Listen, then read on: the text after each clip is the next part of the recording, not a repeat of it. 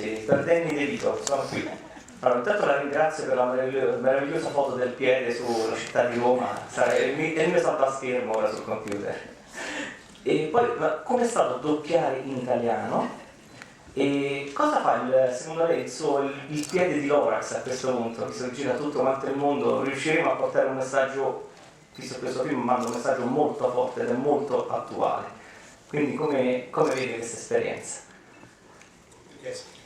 I think that, first of all, I'd be welcome about this. I was dying to get to Italy so I could get a beautiful shot of all of Rome with my foot in the foreground.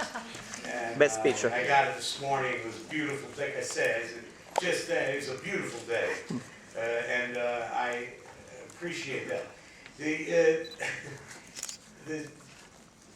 Doing the movie was a wonderful experience on many levels. First in English, because my kids were raised on Dr. Seuss, and this is one of the seminal books of Dr. Seuss. This is one of the books that was not as kind of surfacely popular, but not as like Green Eggs and Ham and The Grinch and Stole Christmas. Those books were. This book had a little bit more of a bite to it in terms of the political sensibilities of Dr. Seuss. He wrote it 40 years ago. Very prophetic. All of the symbols and the stories that are in the book are very, very relevant today all over the world. We know that. We know that what we're trying to do is swing the pendulum back from this greedy kind of not thinking about tomorrow, this way of operating. And so that part of the book is terrific, and part of the movie which we captured, I think, very well in the picture, is a bonus to this wonderful, light, like furry creature in the woods. The two guys, and I don't think he's a bad guy, the Onceler. I think, like he said, he's misguided, he kind of doesn't think, he's like every man. We go out there to do something, and it's a good thing to do, commerce, try to invent something, come up with something new. But the thing that what he misses, and what a lot of people in the world miss, is that, you can't just take, you have to think even farther than just your dream, and you want to give back to the land.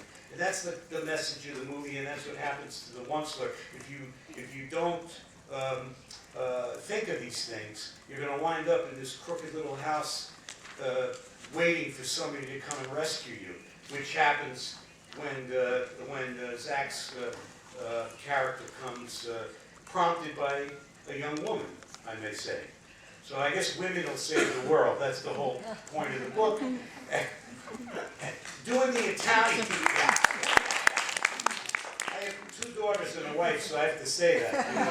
Otherwise, I go home and I forget about it. No, seriously though, also doing the Italian was like really special for me.